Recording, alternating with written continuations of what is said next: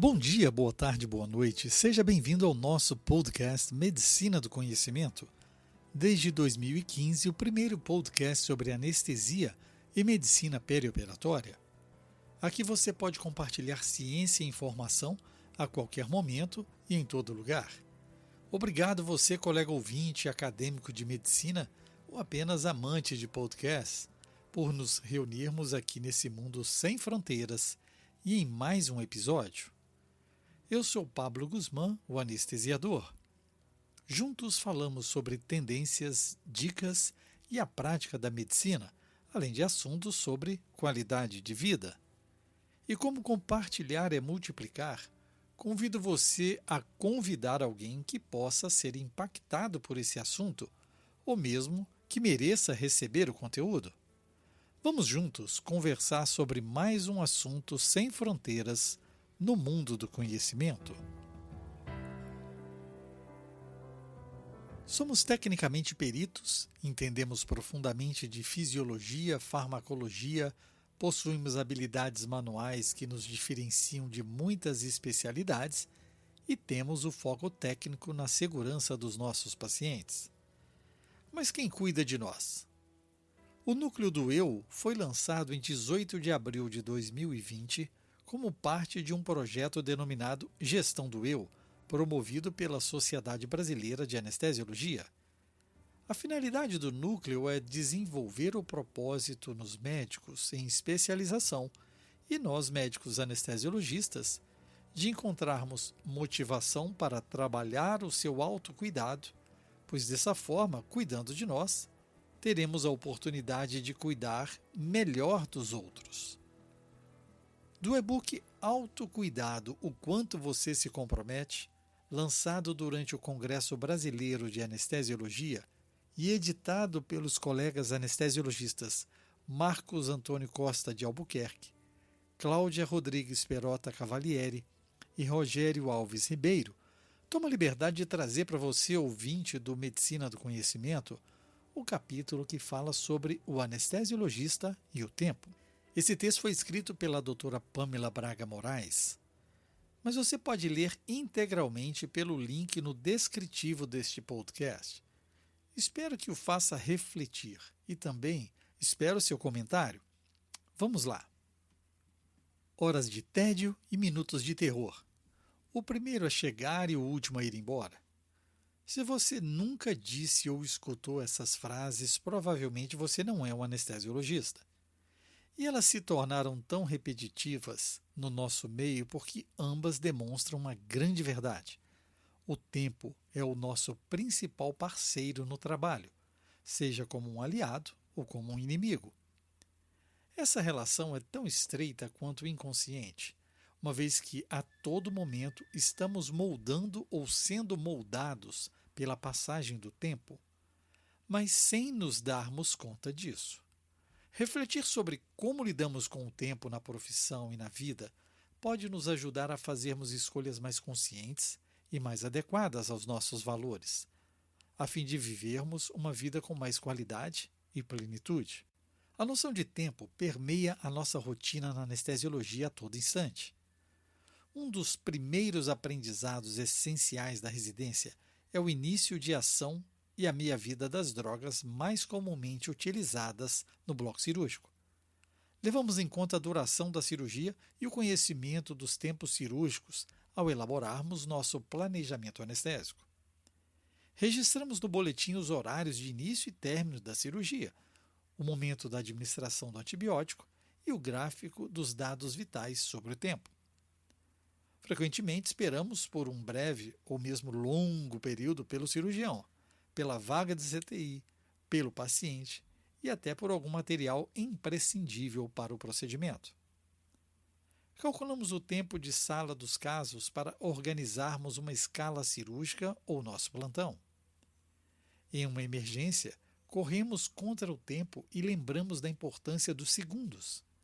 Em uma cirurgia eletiva longa, agimos com o tempo, mantendo a vigilância ativa sobre o nosso paciente enquanto assistimos ao passar das horas no relógio. Considerando apenas a graduação e a residência médica, o tempo mínimo para a nossa formação é de 9 anos, o que representa mais de 10% da expectativa de vida do brasileiro, segundo dados do IBGE. Além de muitas horas no trabalho, investimos também o nosso tempo de vida em educação continuada, pesquisa e ensino, e podemos perceber a importância de cada minuto de aprimoramento quando manejamos bem um caso complexo, aliviamos a dor de um paciente, somos recebidos por nossos pares e assistimos com orgulho à evolução dos residentes, dia após dia, trabalhando em nossos serviços. Também é perceptível o efeito benéfico da passagem do tempo no amadurecimento profissional que uma boa bagagem de experiências e memórias podem proporcionar, nos tornando paulatinamente mais aptos a lidar com as inúmeras situações desafiadoras que o cuidado e o trabalho em equipe no ambiente cirúrgico apresentam diariamente. Em contrapartida, as horas de vida excessivamente dedicadas à nossa especialidade, associadas ao alto nível de estresse ocupacional e às susceptibilidades individuais, podem acarretar diversas doenças físicas e mentais aos anestesiologistas, com graves consequências para si mesmos e para o seu entorno. Embora tenhamos uma relação tão próxima com o tempo no trabalho, não necessariamente somos experts no manejo do tempo da nossa vida, fora do hospital.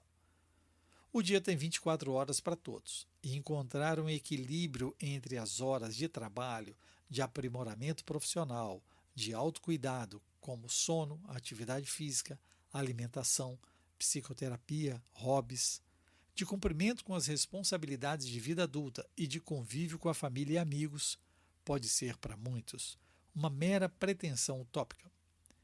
Aqueles que tentam chegar nesse equilíbrio podem se sentir pressionados, ansiosos ou frustrados se não conseguirem reduzir as altas expectativas de desempenho e perfeição criadas por si mesmos e alimentadas por uma sociedade materialista e altamente competitiva. Como disse Voltaire, o ótimo é inimigo do bom. E quando falamos em administração do tempo, esta frase se torna uma verdade ainda maior. Ao invés de nos pressionarmos a agir de determinado modo, quando já nos sentimos no nosso limite, é importante sermos flexíveis, tendo em mente que a vida está em constante mudança e que, por isso, mesmo o equilíbrio é dinâmico. Conhecer a si mesmo e se manter fiel aos próprios valores pode ser um guia útil para percebermos o que deve ser priorizado na nossa vida e em qual momento. No livro Antes de Partir, os 5 principais arrependimentos que as pessoas têm antes de morrer, a enfermeira australiana especialista em cuidados paliativos Bronnie Ware relata suas experiências durante anos de trabalho com pacientes em fim de vida. Nessa obra ela lista os 5 arrependimentos mais comuns da maioria das pessoas próximas à morte, e 3 deles estão intimamente relacionados ao uso que fazemos do nosso tempo. São eles: desejaria ter tido a coragem de viver uma vida verdadeira para mim mesma, não a vida que os outros esperavam de mim. Desejaria não ter trabalhado tanto. Desejaria ter ficado em contato com meus amigos.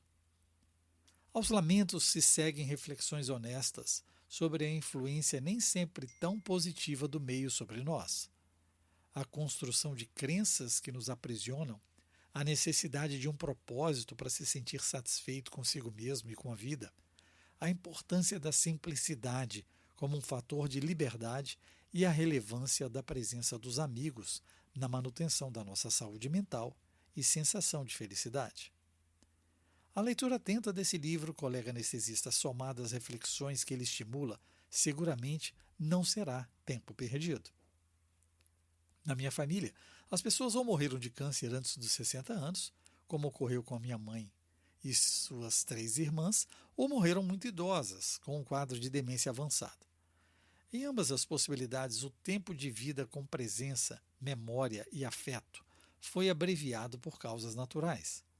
Provavelmente por isso, desde a minha infância, quando começaram as perdas familiares, me pego refletindo sobre como podemos viver o tempo que ainda temos. Ser anestesiologista pós-graduado em cuidados paliativos e médica aeroespacial me faz participar da história de vida de muitas pessoas em momentos breves, mas críticos, o que certamente refinou o meu olhar sobre o tempo e o cuidado comigo mesma e com o outro. Porém, ao engravidar e virar mãe de primeira viagem de gêmeos durante a pandemia, a minha noção de administração do tempo, tanto cronológico quanto emocional, foi expandida. Percebi que é possível vivermos várias vidas dentro de uma única existência. É só nos permitirmos viver as transformações necessárias no nosso próprio tempo, priorizando o essencial, a fim de sermos mais coerentes com a nossa própria verdade. E assim nos tornamos seres cada vez mais plenos no mundo. Como disse Renato Russo na música Tempo Perdido, todos os dias quando acordo, não tenho mais o tempo que passou, mas tenho muito tempo. Temos todo o tempo do mundo. Tenho certeza que o assunto deixou você interessado a discutir um pouco mais. Para isso, eu gostaria de te convidar para estarmos juntos na maior plataforma digital médica brasileira, a SD Conecta. A Medicina do Conhecimento tem uma comunidade por lá. Imagine você ter a segurança dos seus dados, conversar de forma amigável com especialistas de todo o Brasil em um layout agradável, porque parece até mesmo uma rede social que você já acessa. Lá você compartilha seus casos, seus desafios e tem uma segunda opinião com colegas de mais alto gabarito. Afinal, esse é o princípio do Medicina do Conhecimento. Compartilhar é multiplicar. Eu vou deixar no texto desse podcast o link de acesso à plataforma, assim como também o link de acesso para você baixar o e-book da Sociedade Brasileira de Anestesiologia. Você pode digitar o link bit.ly/medconecta e ser um early adopter, um médico antenado com as novidades e construindo hoje o nosso futuro. Que tal compartilhar conosco sua experiência nesse tema? Participe lá na comunidade, ative a notificação para ser informado quando o novo podcast for publicado e a qualquer momento, em todo lugar, escute a rádio web no www.medicinadoconhecimento.com.br. Lá você tem música e informação a todo momento e em todo lugar. Quanto aos podcasts, você pode escolher a sua plataforma: Spotify, Deezer, Apple, Google Podcasts, SoundCloud, YouTube e mais uma dezena de agregadores. Você escolhe o player da sua preferência. E eu te convido a compartilhar cada podcast do seu interesse nas suas redes. Divulgando, você também faz parte desse projeto. Isso aumenta a divulgação orgânica dos nossos podcasts. Além disso, você pode entrar em contato conosco e sugerir o próximo tema. Fique ligado nas redes sociais Twitter, Facebook e Instagram, Medicina do Conhecimento. Afinal, compartilhar é multiplicar.